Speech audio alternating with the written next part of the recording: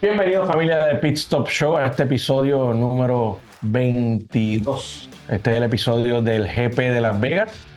En este episodio venimos honestamente con lo que pasó en Las Vegas, que fue un drama total. Desde la polémica de la lluvia, penalizaciones, descalificaciones y una actuación digna de novela de nuestro Kimi Antonelli. Sí, definitivamente, Alex. Y como dicen por ahí, lo que pasa en Las Vegas definitivamente no se queda en Las Vegas. Y nos ha dado un fin de semana explosivo y nos ha devuelto el campeonato y nos ha dado en las manos nuevamente. Bueno, así que siéntanse cómodos, prendan sus grabadoras si quieren, saquen su café o su bebida favorita, porque este capítulo viene full, viene tenso. Vamos a hablar un poquito de la clasificación, Juan. La clasificación, ¿quién pensaría que iba a llover en Las Vegas? Lluvia en el desierto que nos regaló una clasificación interesante, por decir lo mínimo, caótica para algunos, y vimos unos héroes dentro de la batalla con la lluvia. Primero que todo, nadie esperaba eso, como tú dices. Segundo, mi opinión es que fue una de los qualis más interesantes y más espectaculares de la temporada. No por la pista, sino por la lluvia. Nos regaló la bendición de poder ver los wets en acción, ya que los wets ni en Spa los quisieron usar este año. Sí, yo no recuerdo la última vez que había visto los full wets.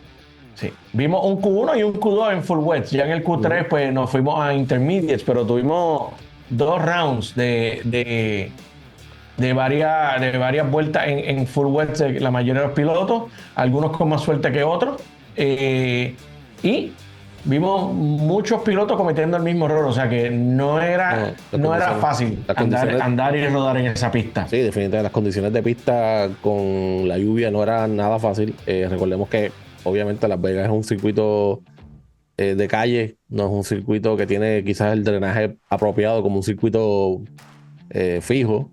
Y entonces vimos muchos pilotos cometiendo, como tú dices, el mismo error en las mismas curvas. O sea que las condiciones eran muy difíciles para estos autos de Fórmula 1 modernos. Y como hablábamos, vimos la participación de las gomas full wets. Y aún así, vimos muchos pilotos pasándola muy mal, tratando de llevar una vuelta. Ni con la slick ellos lograban las temperaturas y tener agarre. Sí. Recordemos que hacía mucho la lluvia frío. o menos grip. Errores por todos lados, algunos no pudieron terminar el quali, pero con todo y eso vimos un Lando Norris que metió la vuelta del año y se lleva la pole ahí a última hora. Lando Norris con una vuelta espectacular. Como hemos dicho en los últimos podcasts, en los últimos episodios, estamos viendo un Lando Norris sumamente concentrado, fuerte, casi no comete errores. Hablaremos de eso en la carrera, cuando empezó la carrera. Pero hemos visto un Lando Norris que en diferentes situaciones sigue estando arriba, sigue estando consistente, y un Lando Norris que me gusta mucho lo que estoy viendo de él. Con todo y que cometió un error en la última vuelta, porque cometió un error ahí en una de las curvas saliendo. Tenía tanta ventaja durante toda la vuelta que aún así quedó P1 sobre Max Verstappen, que quedó número 2, un poco sorprendido, pero vamos a hablar de la tercera sorpresa. ¿Qué piensa de esa Carlos Sainz y esa? Carlos Sainz es un pilotazo. Y está sacándole lo que pensábamos que quizás iba a llegar un poquito antes. En Williams se tardó un poco, entiendo yo, en entender el auto, la filosofía de este auto nuevo, el motor Mercedes. Pero un Carlos Sainz que sabemos que tiene mucho talento, lo demostró ya en todas las escuderías que han estado. Pero sus victorias en Ferrari y ahora lo que está haciendo con Williams, a mí no me sorprende que esté allá arriba un Williams, pero no me sorprende lo que hizo Carlos con ese Williams. Que sea Carlos. Sí. Durante el fin de semana alguien le preguntó en el fan show, no sé si lo viste, que le dice ¿qué se siente ser el último piloto de Ferrari en haber ganado una carrera? Y él hizo ¡oh! Duele. Tristemente, pero es cierto. Sí, es cierto. Tuvimos un Kimi que no la pasó muy bien, tuvo un quali desastroso, no más desastroso que el de Hamilton, de eso vamos a hablar en breve. Pero Kimi 17 y de verdad que vamos a hablar ya mismito de lo que logró el Sí, joven novato, que creo que si bien lo teníamos en los top 3, creo que demostró que tiene madera y tiene ese toque para yo creo que llevarse el rookie del año. sí, definitivamente. Lo tocamos en el último episodio también. Estamos viendo un Antonelli que era el que nos habían prometido.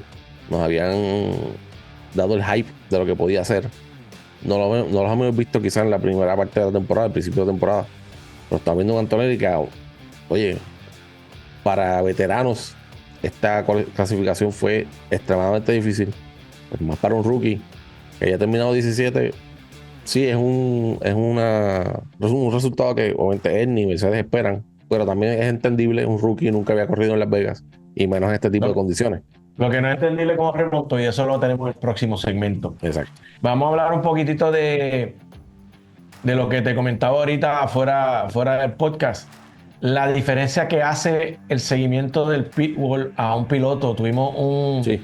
un Piastri que sufrió el percance de un yellow flag antes de él. Ujú. Le dice el pitbull yellow flag, single yellow, single yellow. Él levanta el pedal, pero hasta ahí se quedó la comunicación. Sin embargo, Hadjar iba detrás de él. Le dicen lo mismo, pero insistentemente, single yellow, single yellow. O sea, amarilla sencilla, amarilla sencilla, amarilla sencilla. Clear, ya levantó, sigue con tu vuelta rápida. Y ahí él le pasa a Oscar Piastri por el lado como si nada, porque a Oscar Piastri el pitbull no le dijo nada más de lo que estaba sucediendo. Y fue un single yellow que duró, yo te diría, menos de 5 segundos. Sí, fue una bandera amarilla bastante corta. Y como tú bien dices, el pitbull hace una gran diferencia porque el piloto solamente puede ver lo que tiene enfrente de él. El pitbull está viendo el La panorama secuencia. completo. Exacto. Y, y como tú bien dices, ese coaching que necesitan de momento, Piastri no lo tuvo. No sabemos si es que él le gusta así, si es que es la cultura de McLaren, si es que la relación que tiene con su ingeniero, pero vimos esa diferencia que no solamente se nota, se percibe, pero se traduce en tiempo. Y Se vimos tradujo en tiempo y le costó tiempo sí, a sí, sí, sí. Piastri en esa clasificación. Sí, definitivamente. Definitivamente. Te dejo a ti que hable un poquito del P20 de Hamilton. Esa posición si no si no me equivoco, desde el 2009, de Giancarlo Fisichella, un piloto de Ferrari, no terminaba último en una clasificación por mérito. O sea, no, o sea, quitando fallas de automóviles, fue choque. Por mérito, yo creo que Giancarlo Fisichella fue el último piloto que clasificó de Ferrari último. Y vimos un Hamilton que, obviamente, como todos, no estuvo nada de cómodo en estas condiciones. Leclerc también tocó un poco sobre eso. Pero también vimos un poco de. Si escuchamos la radio que le dice su ingeniero Ricardo Adami, le dice push lap, qualifying push lap, 2 laps. Hamilton pasa la línea de meta con tiempo aún marginalmente, porque eran creo que décimas, pero tenía break de hacer una última vuelta con nadie, o sea, solo en la pista. Y él decidió levantar el pie como quiera. No sabemos si Po- fue que se po- confundió con la bandera amarilla, que había salido previamente. Ya cuando él cruzó la línea de meta se había dejado sin efecto esa bandera amarilla. No sé si se confundió. Yo quiero pensarle que se confundió y fue un error de piloto. Pero ese error de piloto le costó clasificar último este gran premio. Irónicamente, iba a tener la mejor vuelta sin nadie en la pista y con el mejor track evolution, porque ya todos habían secado la pista Sí, por los definitivamente. pasados 10, 12 minutos. O sea, era la condición perfecta para haber hecho algo impresionante. Sí, pues no estamos hablando que quizás no iba a llegar en la pole, pero por lo menos iba a pasar de Q1. Entonces, como tú No bien iba a dices, llegar P20, punto. claro, podría pasar a Q2 con una pista mucho más evolucionada y mejores condiciones. Vamos Pero a error hablar de de la Hamilton, carrera. en mi opinión, error de Hamilton ahí. Hablar un poquito del starting grid. Arrancamos con Lando Norris número 1. Número 2, Max Verstappen. 3, Sainz. Cuarto no lo tengo aquí. ¿Quién puso cuarto? No, voy a buscarlo, no lo tengo aquí. Cuarto era, creo que Russell, y quinto era Piastri. Pero así arrancamos la carrera y tuvimos eh, Lando tristemente se tiró un Max Verstappen fallido. Vimos, ¿qué te pareció cuando viste a Lando posicionar el auto? Cuando se apagaron las luces, que viste a Lando irse directo hacia donde Max. Dije, se tiró un Piastri. Eso fue lo que pensé. O sea, sacó el coraje que Piastri tenía en la temporada pasada y empezando esta temporada, pero estuvo tan pendiente a los retrovisores que falló la zona de frenado. Y eso le costó caro, lo pagó caro toda la carrera. Yo entiendo que se precipitó, fíjate. Yo creo que fue un momento donde la presión quizás le llegó, porque no tenía que hacerlo. Max sí es contendor, pero él está muy cómodo. Lando está cómodo en puntuación en ese momento, como para que Max gane la carrera y él llegue al segundo. Regalada desde el principio. Y entiendo que en ese momento no pensó en el campeonato, pensó en la carrera. Claro, y eso no es la meta. No, la meta era el campeonato. Creo que tal vez, si ya se había posicionado de frente, podía levantar un poco el freno, el acelerador. Lo que pasa es que no midió, falló la bandera.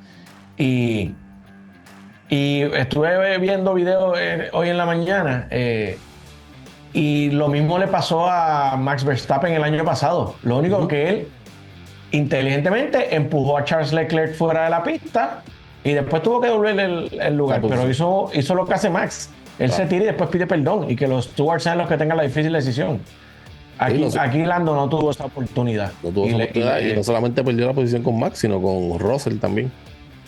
Con Russell y causó también a lo mejor que por lo que sucedió detrás de él, Piastri también perdiera, que eso a él a lo mejor no le importaba, pero alteró el grid de salida. Sí, definitivamente. Próximo incidente de la salida, los microsegundos de Kimi. ¿Qué nos puedes decir de eso y los sensores? Las reglas son las reglas. Y lo que dice el reglamento es lo que dice el reglamento. Pero fue prácticamente, no se percibía. No. Entonces, volvemos. Sí, lo que dice la normativa y lo que dice el sensor es una cosa, pero, oye, no ganó nada el joven piloto. Eso no cambió la estrategia porque él no se dio ni cuenta. No, yo creo que es tan fácil como soltar un poco el clutch. Quizás no estaba apretando lo suficientemente el clutch y el sensor detectó que la rueda se movió 1 milímetro, 2 milímetros. Sí. Bueno, es lo que dice el reglamento, pero bueno, entiendo que esa era una penalización, pero tampoco era que ganó nada competitivamente por ese movimiento. Pero creo que tal vez ese incidente fue lo que hizo que Mercedes se jugara la carta más arriesgada del día, logrando una parada en la vuelta 2 y cambiar a las gomas duras, a los neumáticos duros. Y estratégicamente eso fue clave en el resultado para Kimi de sus carreras. Sí, hay que aplaudirle a Mercedes. No sé si, como tú bien dices, eso penalización los obligó a hacer esa estrategia, pero le salió espectacularmente. O ya estaba planificada, pero como quiera. Quizás era uno de los escenarios que habían previsto, pero fue el movimiento muy acertado de parte del equipo. Sí, ya tenía 5 segundos de penalización que sabías que te podían caer 50 y 50. Lo hiciste. Pero fue una estrategia espectacular. La verdad que parar en la vuelta 2 cuando prácticamente no había degradación de los neumáticos. Y lo vimos hasta el final. Kimi peleando con Piastri y con Leclerc y no tuvo problema. No había degradación, pero sí hubo manejo de neumático de parte de Kimi. O sea, no fue que no tuvo que considerar que le iba a meter 48 vueltas a un neumático. O sea, él lo tenía bien consciente y actuó, condujo y manejó la situación de acuerdo a eso. Sí, pero me refiero a que la degradación es relativo a otros circuitos.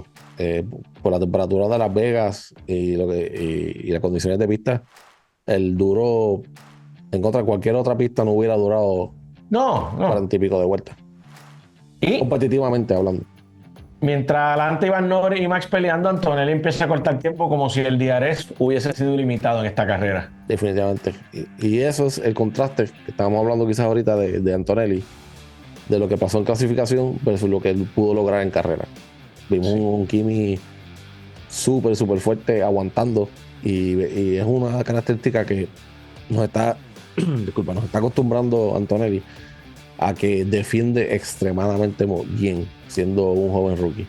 Creo que se reivindicó de los pobres o pocos buenos resultados no de la carrera anterior, de las anteriores a esa.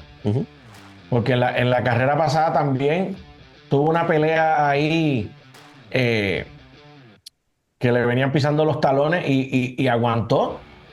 Sí, en Brasil es, no, en la carrera.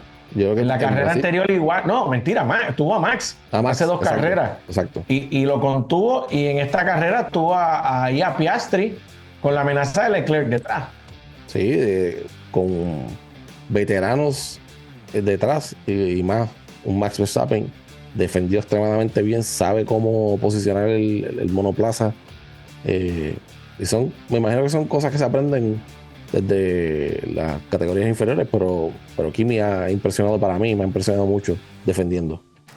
Y no es que tenía cualquier monoplaza detrás, o sea, contuvo un Red Bull que venía dominando 5 carreras con Max Verstappen, y contuvo a Piastri, que era el líder del campeonato hasta hace 6 carreras, con el carro más rápido el año pasado y este año.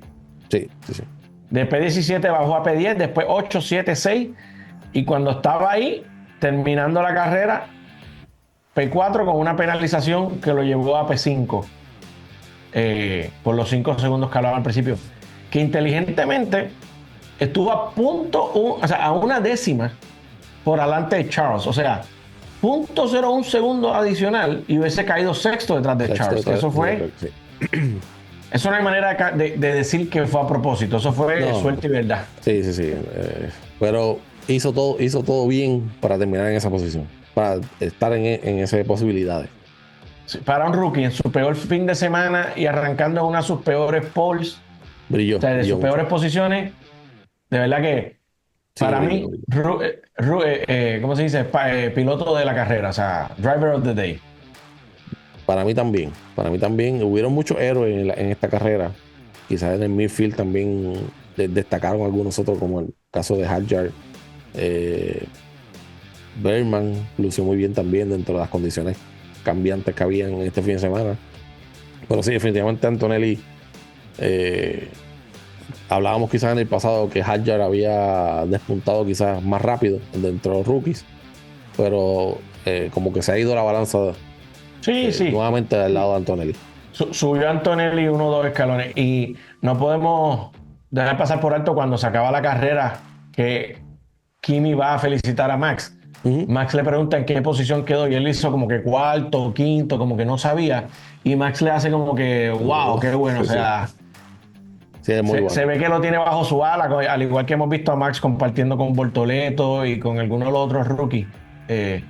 Ese lado tal vez paternal que le trajo a Max la paternidad, valga la redundancia. Y sabiendo que ya no tiene nada que demostrar contra ellos, yo creo que también ya él sabe que... Sí, definitivamente. Y es algo que tocaste y es interesante analizarlo. Estamos viendo un Max este año, esta temporada, como tú dices, más abierto, no tan cerrado. Sabemos que sí se está jugando el campeonato, pero él no lo está viendo como que no se está metiendo esa presión del campeonato. Sabe que tiene posibilidad, pero no. Es que hace 6 carreras no era posibilidad, hace 7, hace 6 tampoco, 5 un poquito más posible, 4, 3, o sea, hasta esta carrera era un imposible. Sí. Hasta esta carrera estaba bien apretado.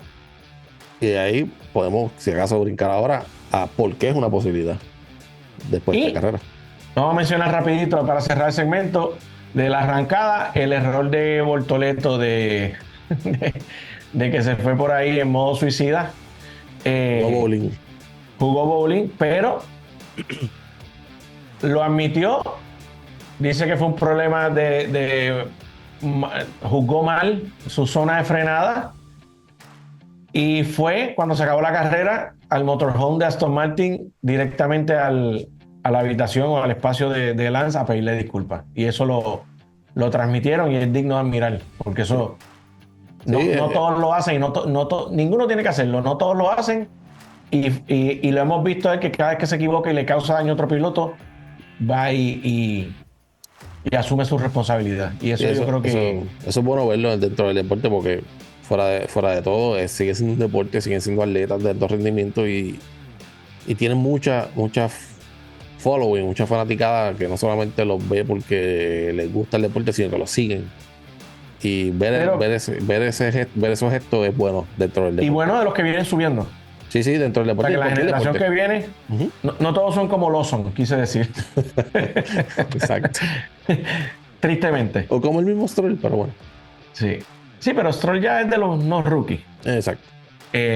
Vamos a hablar de qué pasó, cómo terminó la carrera en el cruce de la línea de bandera. Yo me acosté. Tuvimos, número 1, Max Verstappen. Número 2, Lando Norris. Número 3 tuvimos a Russell. Número 4 cruzó Kimi, pero tenía su penalización. Número 5 Piastri y número 6 Leclerc. Así yo me acosté. Exacto, así nos acostamos. El bombazo cuando nos levantamos 5 horas después, doble descalificación de McLaren. ¿Por qué pasó esa calificación, Juan? Explícanos un poco. Descalificaron a los dos McLaren por la misma razón que descalificaron a los dos Ferrari en China. El desgastamiento de la placa debajo del monoplaza, que es la que mide cuán bajo va el monoplaza respecto al suelo. Recordemos que en esta directiva técnica de los autos de efecto suelo, mientras más bajo tú puedas ir hacia el suelo, más rápido puede ir el monoplaza, pero ese fue el plot twist del fin de semana. Sí, para Te fuiste a dormir después de la carrera con McLaren dominando el campeonato con ambos pilotos y al otro día nos levantamos con el corazón roto. Definitivamente. Y estamos hablando que ¿Llegaste el flank? Dame un segundo. Sí. Para que veas. Estamos hablando de esto. Flankgate 2.0.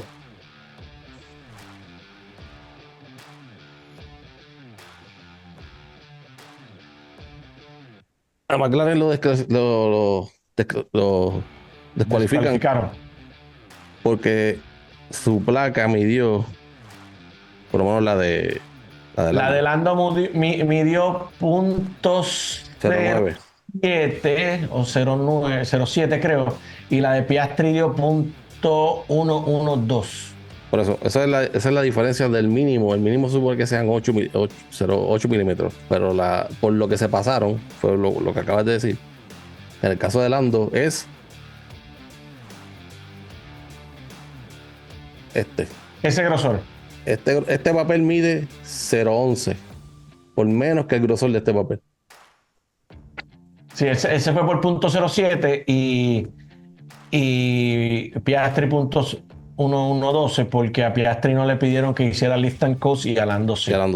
Que trataron de esconderlo un poco diciendo que era un problema de gasolina, pero no era un problema de gasolina. Tenemos que recordar, perdón, interrumpir, la FIA afirmó que no fue a propósito.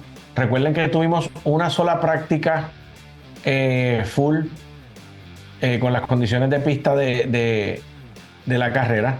O sea que hubo bien poco tiempo de hacer los ajustes. Quisieron ser un poco agresivos y lo pagaron caro porque no tenían por qué ir tan agresivos en esta carrera teniendo una ventaja de puntos como tú dijiste ahorita, que Lando ya estaba bastante adelante. No tenían por qué arriesgar tanto el monoplaza. No tenían que pegarlo tanto al piso. Y estoy de acuerdo contigo que fue un error de setup involuntario. No tuvieron toda la data quizás que ellos quisieron o que están acostumbrados a tener con un fin de semana regular. Pero es lo mismo para todo el mundo. Los demás no se equivocaron, ellos sí.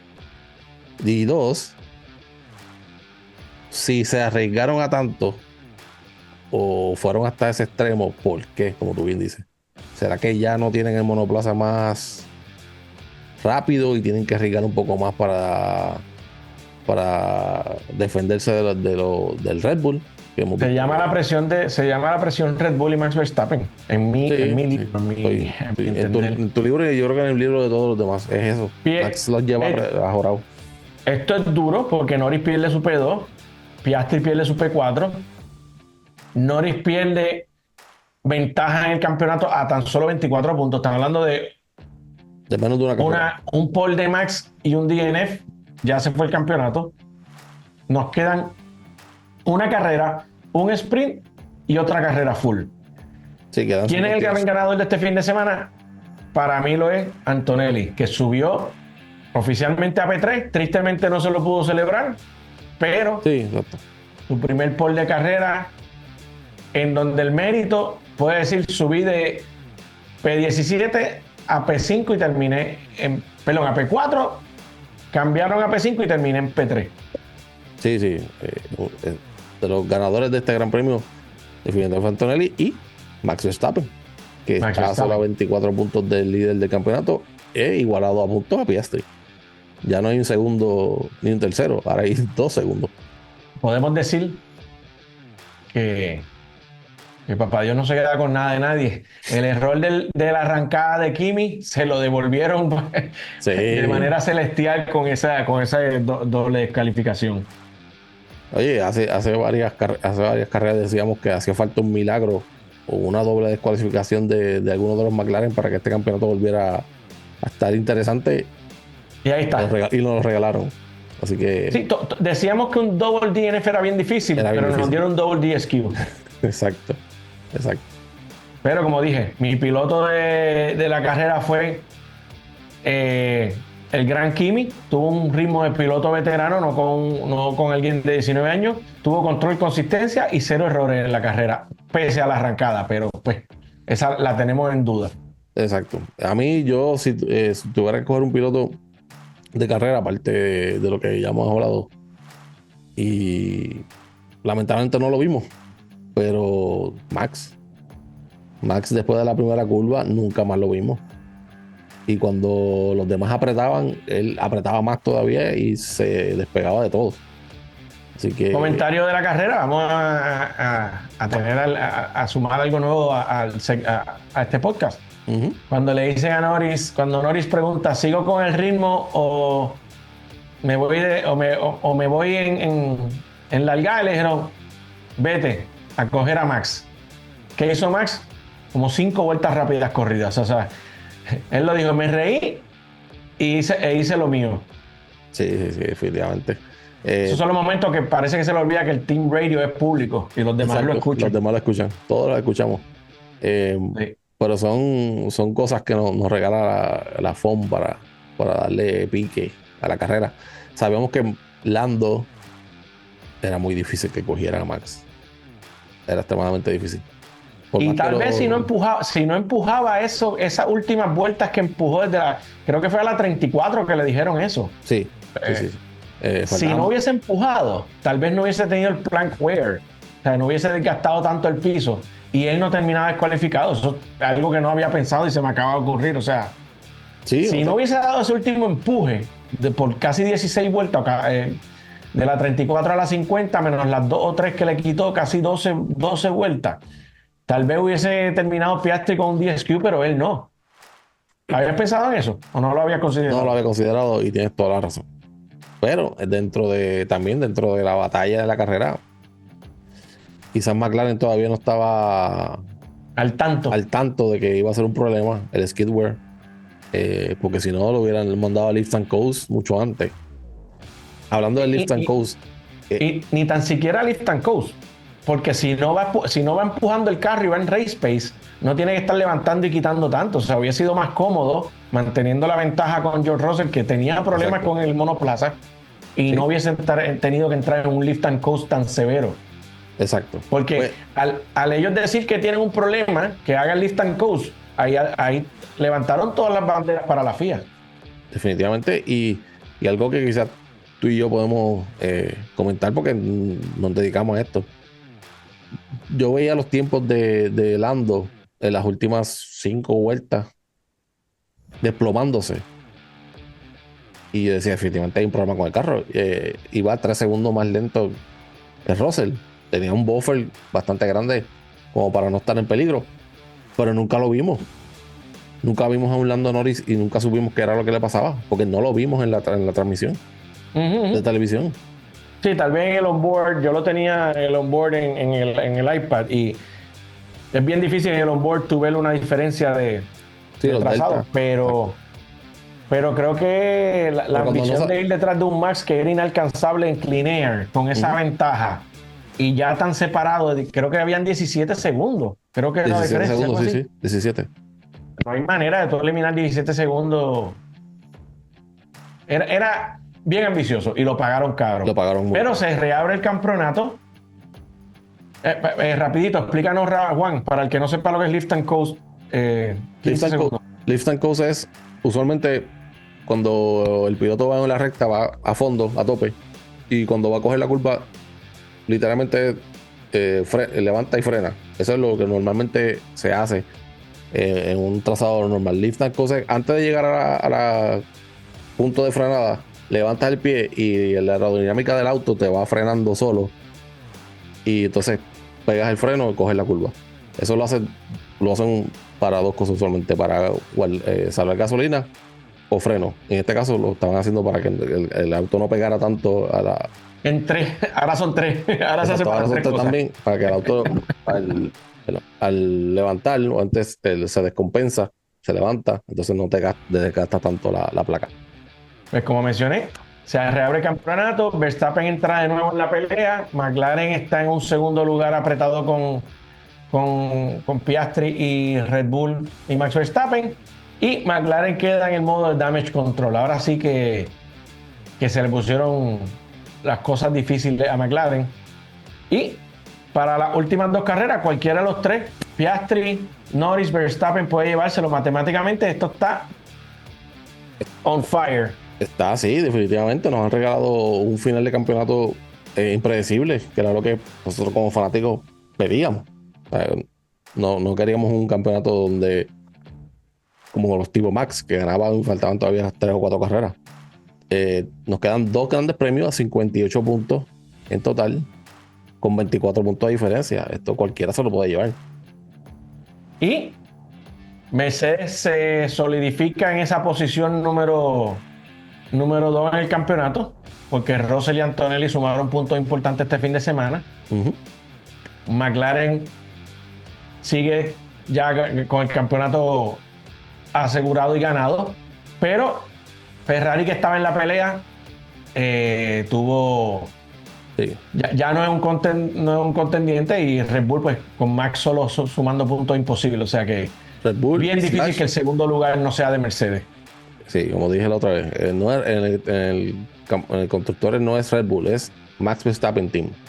Sí, creo que más que merecido, porque los pilotos de Mercedes están haciendo un trabajo excelente. Toto Wolff, como siempre, el papá de los pollitos.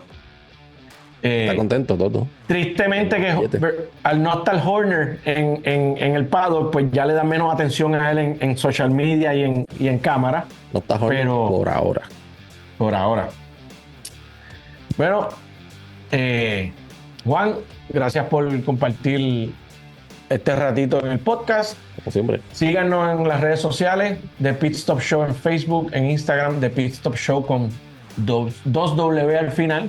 Estamos en X, estamos en TikTok, y síguenos en el canal de Spotify.